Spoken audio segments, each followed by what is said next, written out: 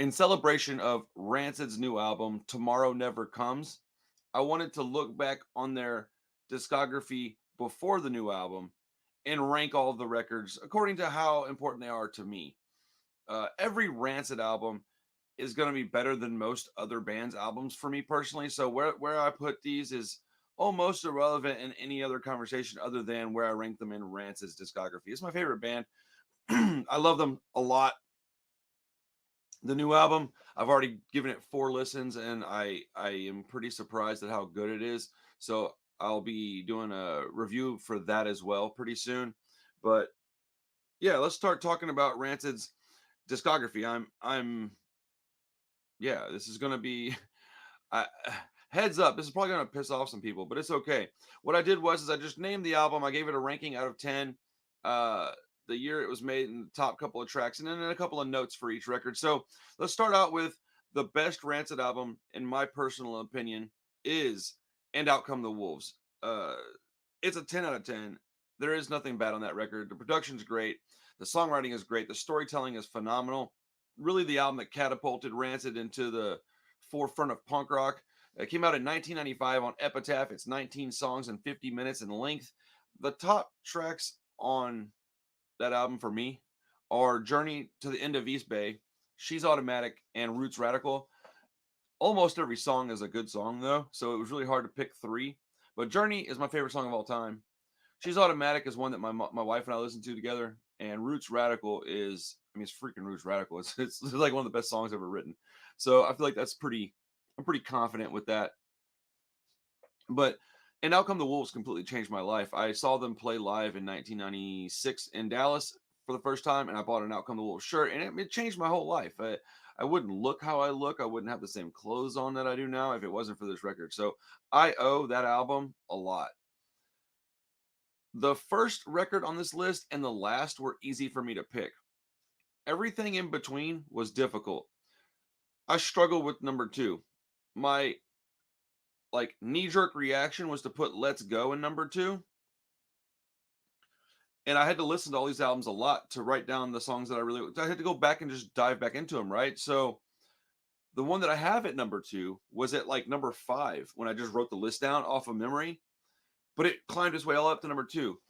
Life Won't Wait is number two for me. And Michael from Poppers is probably going to hear this and go, "What?" Because I didn't think that it was that great upon just recollection. Like I just didn't. I felt like there was songs that I was skipping, and then when I go back and listen to it, the greatness of this album. Now, do I go back and listen to this one as much as the other albums? No, I don't. But looking at it objectively, this is a masterpiece. And if I was Rancid, this is probably the record that I would be the most proud of. It came out on June 30th in 1998. It's 22 songs. It's an hour and 4 minutes. It's a really long record. I mean, it's a piece of artwork. The cover's different than their other stuff. The production is different. They recorded it in three different places.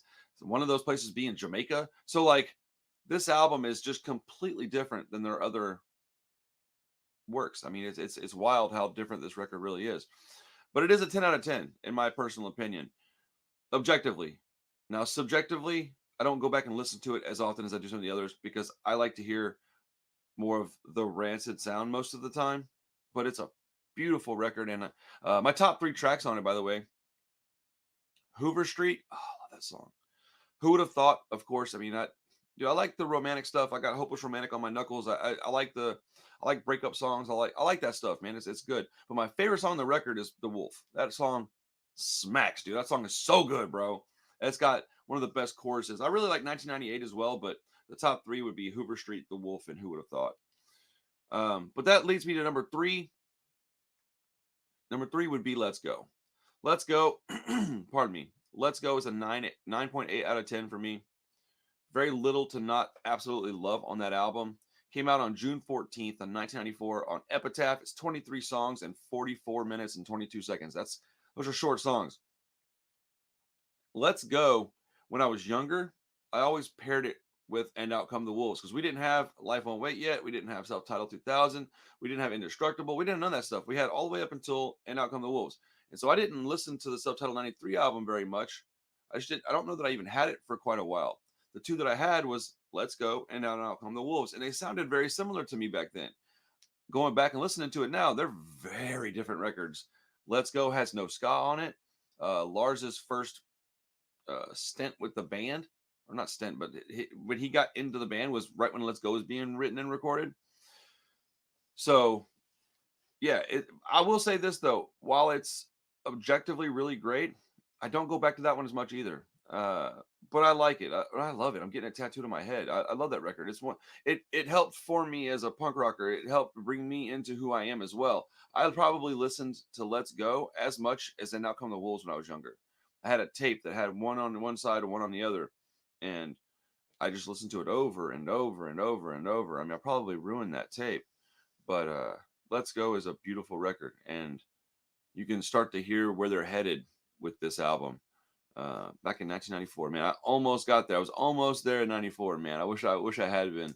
To pick this up new would have been crazy. My top 3 songs on Let's Go are going to be Radio, of course, right? Saint Mary and Sidekick. Those songs are amazing. Honestly, the more I'm thinking about it, the further down the this is such a hard list for me to make, because on one day I have them listed this way, and on another day I have them listed the other way. I tried to make a definitive list, and that's what I'm going to stick with. This is my definitive list. Number 4 is probably going to be a little controversial, but I don't care. Number 4 is Troublemaker. I almost put it number 3. It might actually be number 3 for me. I love this record. It's a 9.5 out of 10. It came out on June 9th, 2017. It's 19 songs, 41 minutes and 16 seconds. It was released on Hellcat and Epitaph. This album I knew I liked, but upon additional listens, I discovered that it ranked way higher than I anticipated it ranking. The opening 4 tracks are all bangers. It's not even until All American Neighborhood do we reach a track that I don't really just love. But even that song, the lyrics are absolutely excellent. This came out at a time in my life when I was not as into music as I once was and am now. And so I didn't know it even came out. I just completely missed it. And when I heard it the first time, I was like, okay, I like it. And I felt bad for not knowing it was out. And I don't understand people that don't lump Troublemaker and Honors All We Know in with. I don't get it. People seem to separate those records. They're just as good as the others, in my opinion. I mean, I really, really love that album. I listened to it a couple days ago again just to make sure I wasn't tripping, because it's taken me a couple weeks to make this list, because I was listening to everything all the way through more than once to just make sure I knew where I wanted to rank these. And man, this album is fantastic. I'd like to see where I rank all these albums in like another year or two, because I feel like it'll change a little bit. Oh man, I feel like I was supposed to put Life Won't Wait and Let's Go that high, but I do think I listened to Troublemaker more than all of them. I think Outcome the Wolves, Troublemaker are the 2 I go to the most. And with number 5, but let me go with the top 3 tracks first. The top 3 songs on Troublemaker for me are An Intimate Close-Up of a Street Punk Troublemaker. I hate the name of that song, but the song is really, really good. I like Bower Rock and Roll a lot, and Telegraph Avenue. I don't know, man. I just love that song, dude. I absolutely love that song. Number 5 is Let the Dominoes Fall. When I started making this list, I really thought that I was going to like Indestructible way more than most of these records. When you see where Indestructible fell, you're going to probably laugh after me saying that. But Let the Dominoes Fall, I gave it a 9.4 out of 10. Came out on June 2nd, 2009 on Hellcat and Epitaph. It's 19 songs, 45 minutes and 28 seconds in length. It's also got an expanded edition as 31 songs in an hour and 13 minutes in length. This album holds up really well, man. I like it quite a bit more than I thought. I remembered liking it okay, but I really did think it was like the younger brother to Indestructible. But upon re-listens, almost every song on this album is good to me. I even like the shimmy ya, shimmy yay, whatever the hell Matt Freeman's doing on that song. I love that track. It's silly, but I love it, man. I don't take this stuff that serious. It's just great music, okay? Some people just like, this not, and I'm not talking about you, Michael. You like whatever you want, buddy. Me and him are debating right now the quality of the new record, and man, I can't believe he's not more stoked than he is. We'll see how he feels in a couple of days, though. I think when he listens to it a couple more times, he's going to really warm up to it. But Let the Dominoes Fall is almost a perfect record, man. I freaking love that album, man. It's so good. My top 3 tracks on it are The Highway, bro. I mean, are you kidding me? How could you not love that song? Liberty and Freedom and Up to No Good. Those three songs, I can listen to them anytime, anywhere. I will say though that it starts off with a few bangers, dude. I don't know. This is a hard list to make, but it is what it is. We move along. Number six. Yep, number six. I don't have a whole lot to say about it. Number six is the self-titled 1993 album. I gave it a 9.0 out of 10. It was released on May 10th, 1993, just about 30 years ago at this point. On Epitaph Records, it is 16 songs and 34 minutes and 15 seconds in length. I got this one way late, and so when I heard this record, I already had a Rancid sound in my head, and so I didn't like it quite as much. I love it now. It does rank a little lower than I thought it was going to rank. I thought it would be like the top three. It's not. I really love it though. I don't know what to say about it. It's a short, quick album, but you could tell they're young. They're not quite as good at songwriting yet, and it's missing Lars Fredriksson. And Lars Fredriksson being added to this band is really, really important. My top three songs on this album are Hyena, Out of My Mind, and Get Out of My Way. And those three songs, I will put up with any Rancid song that's out there, though. I love those three songs a lot. Number seven. Number seven is Honor Is All We Know. I also gave it a 9 out of 10. It came out on October 27th, 2014 on Hellcat and Epitaph Records. 17 songs, 39 minutes and 12 seconds in length. This album came out when my oldest kid was like a baby, and so I kind of knew it was out, and I listened to it a little bit, but I never like went in and dug in because I was just like, I'd rather just go listen to And Out Come the Wolves. And I feel like I did it a disservice because, yeah, I don't know, man. This album is very good. I really love the opening track on this record, like a lot. It's very good. Actually, most of the album is really, really good, and this is a very hard list to compile. This album is so different from '93 in quality, but it may actually be better. It's definitely close. It's hard to put these albums in this list and stick with it. I'm so just back and forth and flip flopping all this stuff. The only two songs on the entire album that I don't really like are "Turn In Your Badge" and "Now We're Through With You," and neither of those are just awful songs. They're just two that I don't really care for. So I don't really have any songs on '93 that I just don't like, I guess. So that's why I put this where I did. But the top three songs, in my personal opinion, are Collision Course, Evil Is My Friend, and Face Up. Ooh, buddy, man. Those songs are good. I'm telling you. So I'm going to be doing a playlist on Spotify, the Rancid Rankings playlist, and I'm going to put each song from each album that I love on that playlist, and then I will include three songs from the new record, which I won't tell you which ones they are. You'll have to go check it out for yourself. But I'll put a link to that in the description and in a pinned comment. So, number 8 is Indestructible. I gave it an 8.0 out of 10. It came out on August 19th, 2003 on Hellcat and Epitaph Records. It was distributed by, I guess, Sony or something? I don't know. People hate on that fact, but I don't know his distribution rights. It was released on Hellcat Epitaph. Like, I don't know. I don't even know. Do I have a copy of that on CD? I might. I want to see if it's got another logo on it. It might, dude. It might. But it's 19 songs, 52 minutes, and 42 seconds. Okay. This was a hard record to talk about because when it came out, I have very fond memories of this album. I was in a band with my friends. We were playing music, and we went and got it and listened to it on the way to practice. I remember that. I remember all of us really loving it. It had a few different things in it. It had Skinhead Rob from Transplants doing a guest spot on it. But there were some things about it that, real punk rockers didn't like. They didn't like the fact that they had the distribution through, I think it was Sony. I might be wrong. They didn't like that it had major distribution, which I think is super weird. They didn't like the Fall Back Down video having Kelly Osbourne and the Good Charlotte dudes in it. I don't know, man. They didn't like that. They didn't really care for Red Hot Moon having Skinhead Rob in it. I remember that being a big complaint, but I thought it was cool that Rancid was going and kind of branching out and getting out of their comfort zone to make some music that was risky. And whether it was amazing or not is, up to you, but it was risky, and that's a bold move, and it takes a lot of courage to do that. Indestructible is an album that it's polarizing for me. One day I love it and one day I can't stand it. It's frustrating, but I do, at the end of the day, love every Rancid record, even the last one on the list. Okay, because it's a Rancid record, and I'd rather listen to that than most anything else.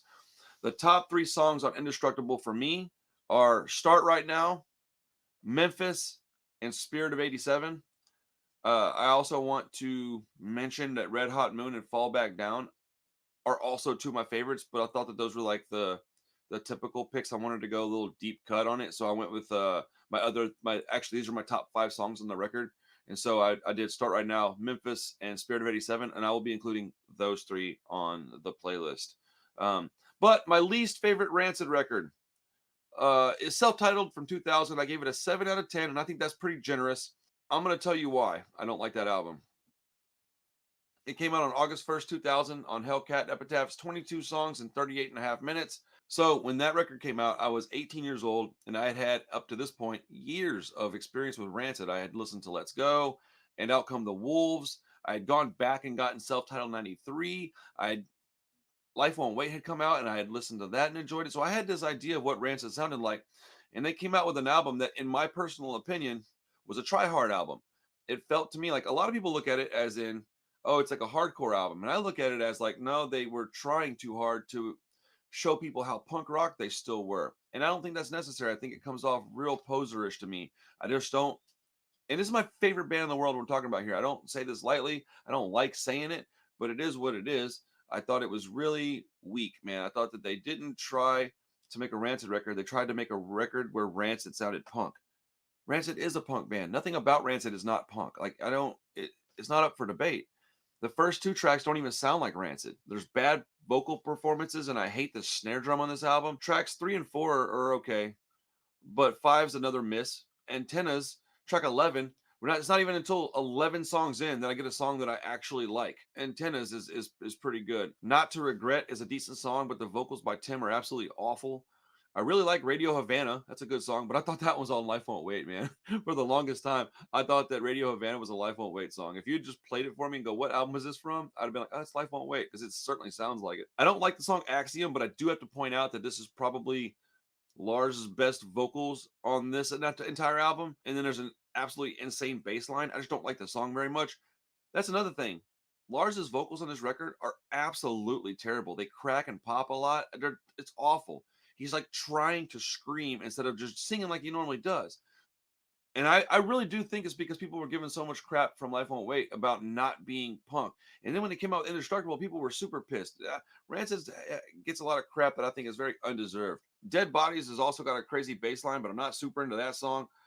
Reconciliation reminds me of Self-Titled 93 quite a bit, but it's still a skip for me. I just don't like it. It's not a good song, in my opinion. The album closes on at least 4 skips. Golden Gate Fields is an all right song, but it's ridiculously long.